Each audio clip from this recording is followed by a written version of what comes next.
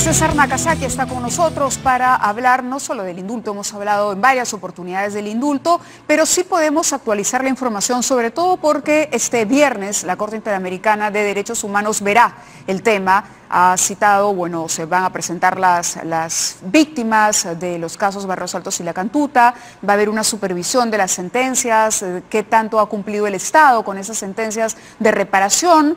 El Estado ha nombrado a sus defensores también. Y en medio de esta coyuntura, mientras se acerca a esta fecha, el defensor del pueblo hizo un pronunciamiento, emitió un informe cuestionando la resolución por la que se le dio el derecho o la gracia presidencial a Alberto Fujimori. Bienvenido, doctor Nakazaki. Buenas noches, Mávila. El informe del defensor del pueblo, hay quienes han dicho, está muy bien, alguien tenía que cuestionarlo, salir a defender, la Corte incluso ha recibido, entiendo, el documento, pero hay quienes dicen que se ha excedido en sus funciones el defensor. ¿Podría aclararnos si vamos en desventaja debido a esto, en ventaja? ¿Cuál es la situación hoy o las posibilidades de que tengamos, o de que el Perú, no voy a decir nosotros, de que el Estado peruano tenga una opinión favorable sobre el indulto este 2 de febrero? Bueno, la Corte Interamericana tiene una gran deuda con el Estado peruano porque a lo largo del tiempo ha aceptado una serie de... El Perú nunca se ha defendido en lo que es la lucha contra el terrorismo, a diferencia de Colombia, que con uñas y dientes defiende su lucha contra las FARC. El Perú no lo hizo. Y hubo una cadena de allanamientos fraudulentos donde la Corte Interamericana no actúa adecuadamente respecto a nosotros y por eso la percepción de la sociedad peruana. En la audiencia de supervisión de ejecución de la sentencia, la Corte Interamericana tiene que revisar el mandato que dio, investigar, juzgar y, de ser el caso, condenar. La Corte Interamericana nunca dijo, imponga una pena inhumana, no apliques indultos humanitarios, porque eso jamás se ha discutido y se ha tratado. Entonces creo que esa va a ser la línea inicial de la defensa del Perú. Hay dos procuradores, experiencia, mucho manejo procesal, entonces tratar que la Corte Interamericana se limite a su objeto concreto y a partir de ahí no tendría por qué afectarse la decisión del Estado peruano. En ese contexto, lo que van a utilizar los oponentes al indulto humanitario es ciertos defectos que hubo en el procedimiento administrativo, ¿cómo? Que a mi modo de ver no son relevantes, la oportunidad, la velocidad. Ahí es donde entra el cuestionamiento del defensor del pueblo, a quien yo respeto y aprecio mucho, pero discrepo con su posición jurídica, ¿no? La exposición del expediente médico de Alberto Fujimori es uno de los temas, ¿no? Hay quienes dicen, pero de una vez, si el presidente Fujimori está tan grave, si la situación es tan crítica, ¿por qué no se hace público y que todo el país sepa la gravedad con detalle, ¿no? Y entienda el porqué de un indulto humanitario? Creo que la sociedad peruana ha seguido a lo largo de los años, gracias a la prensa, la evolución del estado de salud de Alberto Fujimori. O sea, no creo que podamos decir que es algo oculto. Es más, me parece muy saludable que su defensa haya señalado que ha recomendado al presidente Fujimori, que es el único que podría autorizar por el ámbito del derecho a la intimidad, a que se conozca, que sea público. Pero no hay ningún problema. O sea, la enfermedad, la fibrilación auricular, ¿la sufre o no la padece Alberto Fujimori? ¿Esa fibrilación auricular genera un alto riesgo de trombosis, sí o no? ¿Esa fibrilación auricular y el tratamiento de emergencia que necesita se podía dar en el penal? O sea, yo no creo que haya problema. Me parece que lo que ha querido el ministro de Justicia, como ha sido juez, es ser reglamentarista. Y la información tenía que proporcionarla a quien correspondía, que era la Corte, y de repente se vio algo confundido frente a la cantidad de pedidos que se hizo, porque tampoco el documento es para estarlo repartiendo como volante. De la República, que no tenían por qué pedirlo. Es más, uno de los reclamos que hacía el defensor es la demora en la entrega del informe, que no le habían entregado el informe y que por lo tanto tenía que hacer un pronunciamiento público de queja. No se ha expresado en contra. Creo que el procedimiento administrativo no fue el mejor, pero lo cierto es que en materia de derechos humanos prima el fin sobre la forma. Si en este momento tú denuncias una tortura, y yo soy juez en un habeas corpus y hago una sentencia donde digo liberen a los torturados, pero no está bien motivada, ¿eso significa que los dejo torturando? No. ¿Qué pasa si la Corte dice esto estuvo mal hecho? No creo que pueda hacerlo, porque ¿cómo señalar que el indulto humanitario no debió darse si no hay paciente, no hay historia clínica, no hay médicos, no hay peritos. Creo que si la Corte Interamericana se atreve a señalar que el indulto humanitario no tenía razones, sin tener la evidencia médica para decir sí o no, creo que habría ahí una situación muy compleja. Pero el defensor del pueblo, por ejemplo, en el informe cuestiona, hace cuestionamientos. Y justamente en una entrevista aquí en el programa yo le decía, pero si usted no tiene otro informe médico que contradiga... Él ha cuestionado los aspectos administrativos y a mi modo de ver de una partida de nacimiento equivocada. El indulto humanitario es una exigencia. Acá confunden el indulto humanitario como si fuera una gracia, un perdón que concede el presidente y por tanto tiene que seguir cierta formalidad. La única manera que alguien podría discutir el indulto humanitario es que Alberto Fujimori no sufra la enfermedad que lo motivó, porque la enfermedad como motivo humanitario está. Y no creo que nadie lo discuta. Y menos la Corte Suprema, perdón, en este caso la Corte Interamericana podría entrar a discutir. Usted cree, ¿no? Pero, a ver... Me baso en lo que establece el procedimiento. La Corte Interamericana se le pidió, y la Corte Interamericana dijo que no haya mecanismos de impunidad, que no haya autoamnistías, que no haya indultos ordinarios, que no haya ningún mecanismo del Estado que impida investigar, juzgar y condenar si corresponde. Pero no hay también una tendencia política que ha marcado los fallos más recientes de la Corte, las decisiones y los comentarios. La Corte Interamericana nunca se ha pronunciado sobre un indulto humanitario.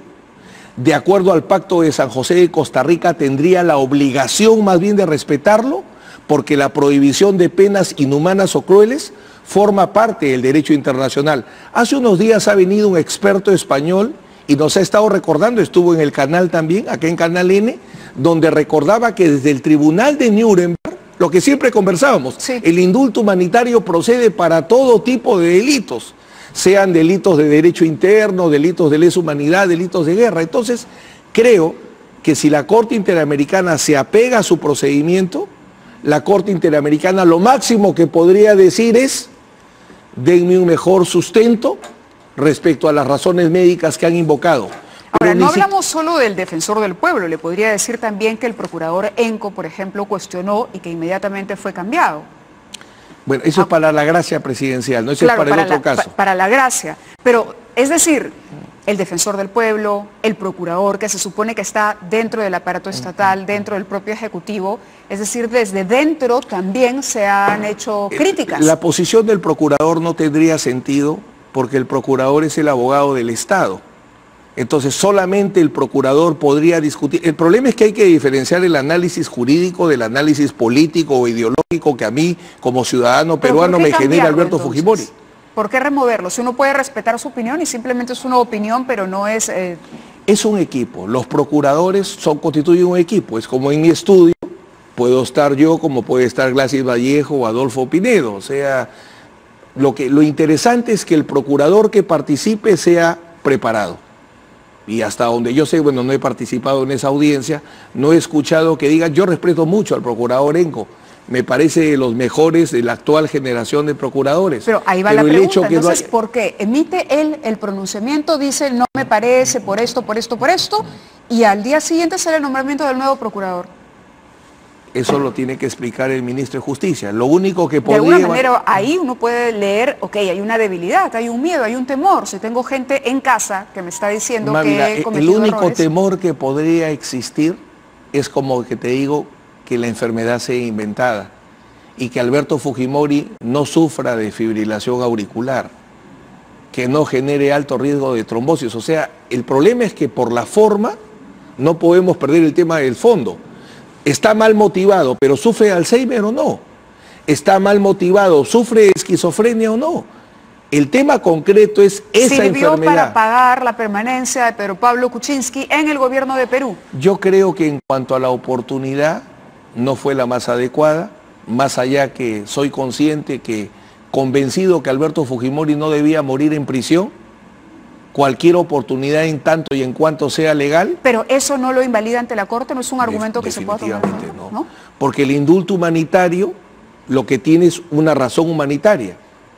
Y la razón humanitaria parte si existe o no existe la enfermedad. Si fuera un indulto ordinario de naturaleza política, sí podríamos entrar en esa discusión sin duda. Pero un indulto humanitario tiene otra génesis. Es una obligación internacional que asumen los estados. La OEA y la Corte Interamericana, que es el Tribunal de Justicia de la OEA, una de sus misiones es garantizar la prohibición de penas inhumanas o crueles.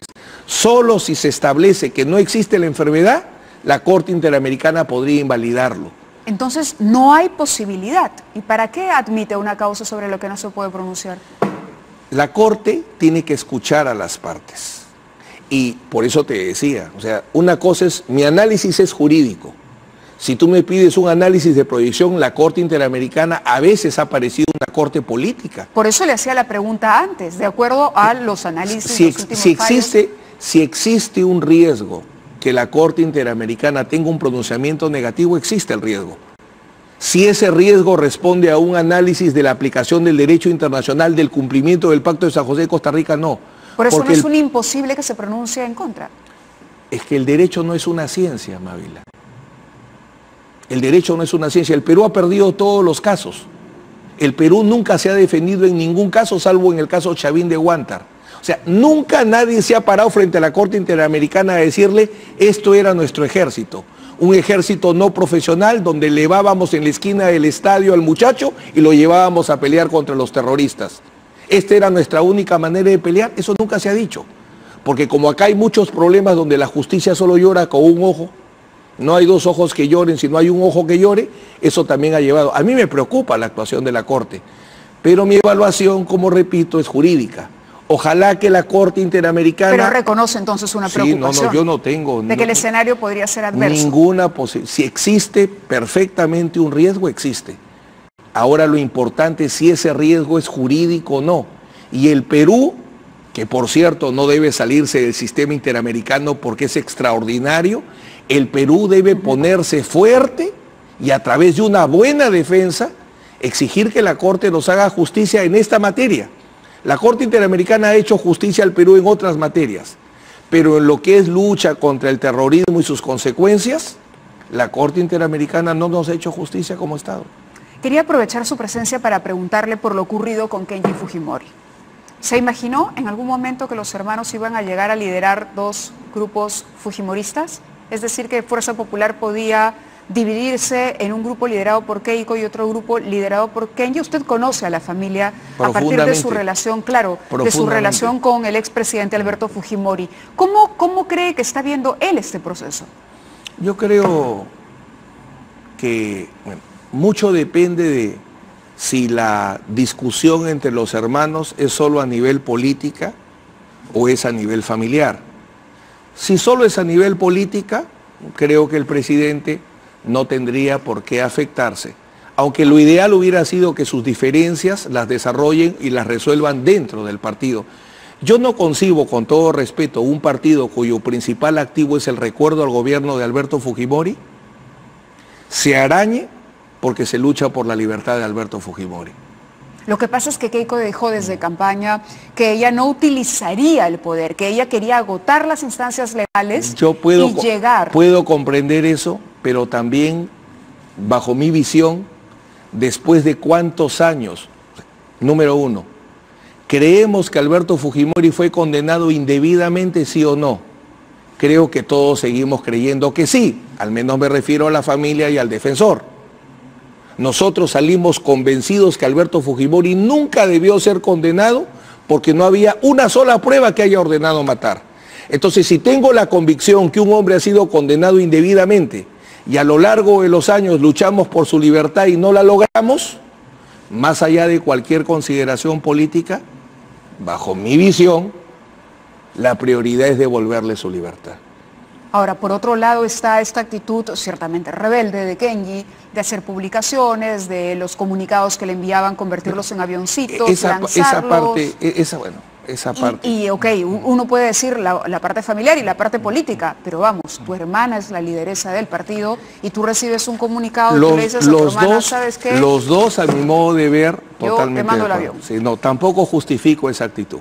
Entonces, yo digo, el orden tiene que primar y tiene que haber una línea, ¿no? Alberto Fujimori está donde está, se ha dicho incluso a través de algunos de sus voceros que no está interesado en hacer política, que él quiere dedicarse a recuperar el tiempo perdido, el propio Kenji lo ha dicho. Entonces, ¿por qué no permitirle a Keiko Fujimori construir y reconocerle el mérito de la construcción de... Yo para nada, se lo reconozco completamente. Ella es evidentemente que cuando el presidente Fujimori termina su gobierno y se inician todos los procesos, quien se encarga, recuerdo mi primera experiencia fue Carlos Raffo en la radio y 4 gatos más. Y es evidente que Keiko tiene un valor muy importante. Es más, soy testigo presencial cuando Keiko deja de lado sus proyectos personales por sumarse a la causa de la libertad de su padre estando preso en Chile. O sea, ella por amor sacrificó mucho y entró a la política por amor. Eso a mí nadie me lo va a contar, yo lo he visto. Es decir, no le discuto ningún mérito. Lo ideal sería que el Perú necesita partidos sólidos, no que se sigan partiendo. Cuando se peleaba Tausen con Armando Villanueva y se forma el movimiento de bases allistas y el APRA se va destruyendo y no sé si sobrevivirá. Precisamente porque no tenemos buenos partidos políticos, el Perú es como es. Entonces, para mí no es lo ideal lo que está pasando. ¿Por quién votaría, doctor Nagasaki, si se está hablando de una segunda vuelta en las próximas elecciones entre Keiko y Kenji Fujimori? Sinceramente no creo que se dé ese escenario. ¿Por qué? ¿No cree que llegue el proyecto de Kenji a madurar No hacia creo ese que punto? se dé ese escenario, me parece. Creo que el elector duro del fujimorismo va a analizar mucho qué es lo que diga y piense y sienta y cómo considere que traten a su líder, ¿no? Que es Alberto Fujimori, sin duda alguna. Muy bien. Gracias, doctor, por haber estado con nosotros.